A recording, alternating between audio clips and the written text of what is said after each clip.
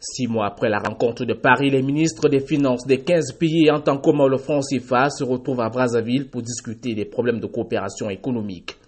Autour de la table, Bruno Le Maire, ministre français de l'économie et des finances. Les ministres de l'Union économique et monétaire ouest-africaine, ceux de la communauté économique et monétaire de l'Afrique centrale, le ministre comorien, les gouverneurs des 3 banques centrales et les présidents des banques de développement régional et des commissions. Le Premier ministre chef du gouvernement congolais qui ouvre les travaux apprécie les sujets évoqués par les participants. Les thèmes retenus à l'occasion de votre réunion traduisent notre volonté de densifier, renforcer et faire converger nos économies pour mieux nous armer contre les chocs endogènes et exogènes inhérents au cycle économique.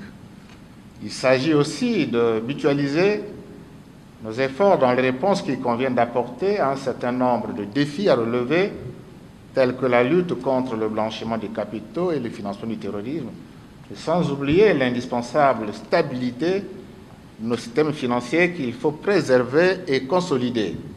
Le Cameroun, où les chefs d'État de la CEMAC s'étaient engagés il y a 2 ans à rétablir les équilibres macroéconomiques des pays membres par la mise en œuvre des réformes vigoureuses avec le FMI et d'autres partenaires, est représenté à ses assises par son nouveau ministre des Finances, Paul Motazé. Au cours de leurs échanges à huis clos, le Camerounais va présenter l'appel de Yaoundé et démontrer comment combattre les flux financiers illicites grâce à la coopération fiscale internationale. Ce qui va d'ailleurs encourager tous les ministres de la zone franc à soutenir la déclaration de Yaoundé du 15 novembre 2017.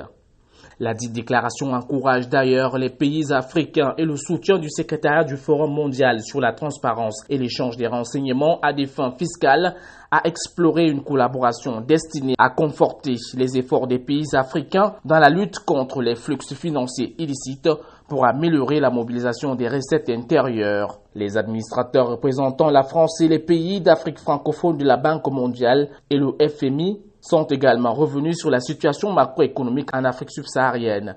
Ils ont d'ailleurs évoqué la tenue prochaine des réunions de printemps du FMI et de la Banque mondiale prévues du 20 au 22 avril 2018.